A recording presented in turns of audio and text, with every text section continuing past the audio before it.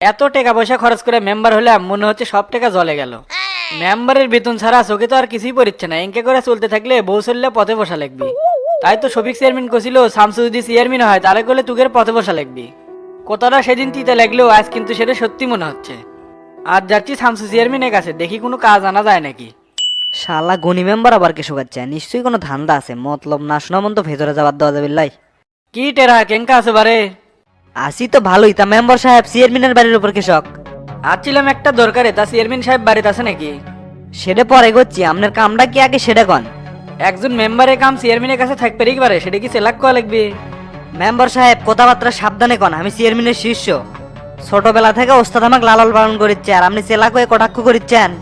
কি মতলবে আছেন সেটা না কোয়া পর্যন্ত ভেতরে যাওয়ার দম না। এটা করলে বেশি বাড়াবাড়ি হচ্ছে টেরা, আমি কখন কটাক্ষ করে কথা বললাম? তুমি ভেতরে যে চেয়ারম্যান সাহেবের গনি মেম্বার দেখা করে বেড়াচ্ছে, যাও। কারণ না জানলে ওস্তাদ এক যায় কেমনে কই, আপনার মতলব কি আগে সেটা কন। ক্যারে টেরা কি আছে রে বারে, কার সাথে হয়ে আল্লাহ করতেছো? চেয়ারম্যান সাহেব আমি গনি মেম্বার। ও মেম্বার সাহেব, তা বাইরে কে, ভেতরে আসেন। জামু তো, কিন্তু টেরা তো ভিতরে ঢুকতে দিচ্ছে না। এটেরা মেম্বার সাহেব ভেতরে আসবে দে। ওস্তাদ ডাক দিয়েই তো কাম সারল, তাছাড়া এই শালাক ভেতরে ঢুকতে দিলে ভিন্নানি। আচ্ছা ওস্তাদ পেটে দিচ্ছি। তারপর কোন মেম্বার সাহেব খবর কি? ভাই আসছিলাম না আপনার সাথে কিছু কথা কবার, আপনার অধীনে মেম্বারের দায়িত্ব পালন করবো, ভালো মন্দ তো কিছু কয়া লাগবে। এখন তো আপনি হলেন আমাদের একমাত্র অভিভাবক। অভিভাবক কতটুকু হবার পারছি তা জানি না, তবে আমার দ্বারা মানুষের উপকার ছাড়া যেন ক্ষতি না হয় এই চেষ্টাই সবসময় করি। তা ইনকে করে দাঁড়ে না থাকে বসেন। আচ্ছা বসতেছি।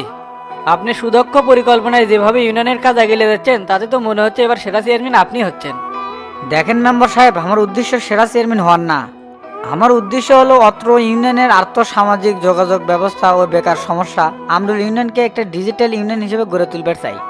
আপনি পারবেন, কেননা করার ইচ্ছাটা হচ্ছে মেন ব্যাপার। তা ভাই বেকার ছেলে মেয়েদের জন্য কি পদক্ষেপ হাতে নিলেন? দেখেন মেম্বার সাহেব, ঢাকা শহরে বহু রাজনীতিবিদদের টেক্কা দিয়ে বহু কাজ সেটেলমেন্ট করছি। মানুষের চোখ দেখলে মনের ভাষা কোয়ার পাই। বেকারদের জন্য যে কি পদক্ষেপ নিচ্ছি সেটা আপনি না জানি কি আমার সাথে দেখা করবে আছেন? ওই একটু একটু না শুনছি যুব উন্নয়নের মাধ্যমে 300 ছেলে মেয়ে নাকি প্রশিক্ষণের ব্যবস্থা করে দেওয়া হচ্ছে। হচ্ছে তো, সামনে আরো বড় পরিকল্পনা আছে। আপনি পারবেন ভাই, কাজ করার মতো ক্ষমতা আপনার কাছে আছে।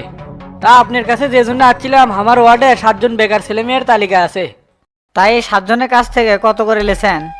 বুঝলাম না ভাই, কত করে লিখি মানে? প্রশিক্ষণের কথা কয়ে কত করে লেছেন সেটা করছি, কথা বোঝেন না? সি ভাই, টেকানুমু কৃষক, আপনার ভালো কাজে শরিক হবার চাই, এই জন্যই এই তালিকাটা করছিলাম। মেম্বার কোন জগতে আছেন আপনি? ফ্রি ফ্রি তো কোনো কাম হবি না, এতদিন ধরে মেম্বরি করে এই শিখলেন। ভাই আমি কি এগুলা ভুল শুনিচ্ছি না তো? ভুল না, সঠিকই শুনিচ্ছেন। তাই এই 7 জনের কাছ থেকে কত করে লেছেন?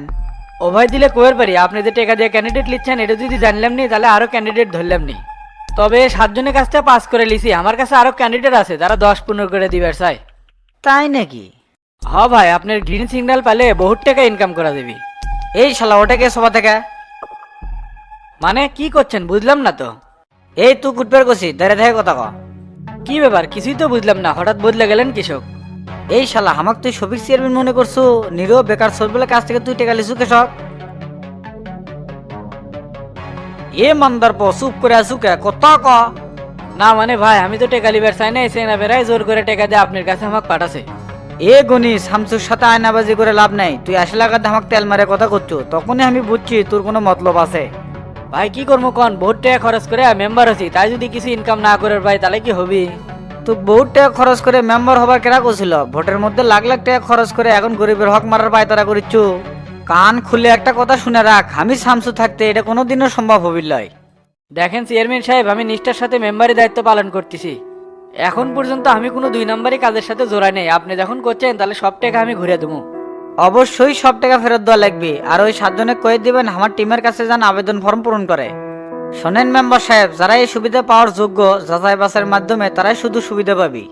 আর আমার ইউনিয়নে কোনো 2 নম্বরই চলবি না, এটা কান খুলে শুনে রাখেন আর ভালো করে এই কথাটা মনে রাখবেন। ঠিক আছে, তাহলে এখন আমি আসি। এই কথাগুলো তোতা মেম্বারক ভালো করে কয়ে দিন। উল্টো পাল্টা কোনো পরিকল্পনা থাকলে শামসুর হিসাব করলে আলাদা হবি। আচ্ছা ভাই, কয়ে দেবনি, গেলাম তাহলে। আসসালামু আলাইকুম। ওয়ালাইকুম আসসালাম। কি রাজ্যের লোক রে বাবা, অল্পের জন্য কানের উপর দিয়ে বেঁচে গেলাম। সেই কৌশলে আমার পেটের মুৎকার কথা বাইর করে নিল। শামসুর কথা যা যা শুনছিলাম এক বিন্দু মিশা না। শালা বইয়ের কথা যে কিসে শুনলাম না, বহু টাকা পয়সা খরচ করে মেম্বার হয়ে একবারে জলে ফেলে দিলাম। ওস্তাদ এই সিটার কেসো কাচ্ছিল? 2 নাম্বারই সেটেলমেন্ট করবে, 7 জন বেকার সোলপলের কাছ থেকে টাকা খেয়ে নাম দিয়ে বেড়াচ্ছিল। আপনি কিছুই করলেন না, এমনি এমনি ছেড়ে দিলেন কৃষক। আমার তো আগেই মনে হয়েছিল তলে তলে কোনো মতলব লিয়াচ্ছে এই শালা।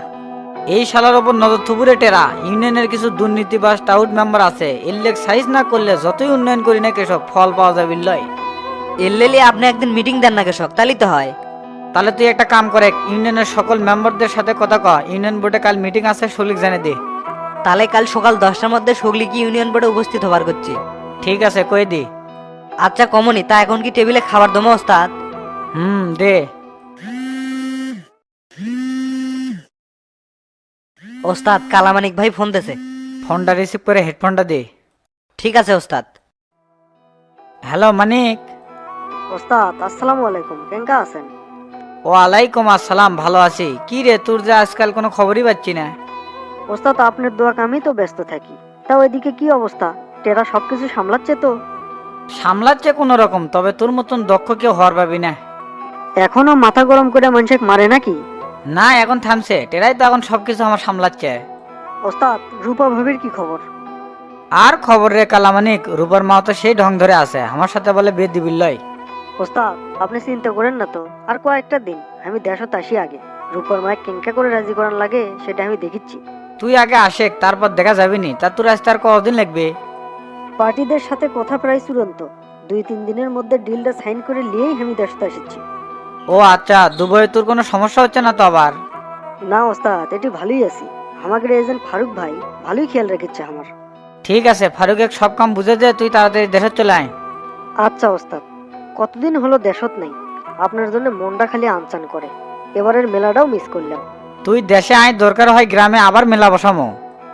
আচ্ছা ওস্তাদ, তাহলে এখন রাখি। ঠিক আছে, ভালো থাকিস আর সাবধানে থাকিস, কোনো যেন সমস্যা না হয়। আচ্ছা ওস্তাদ।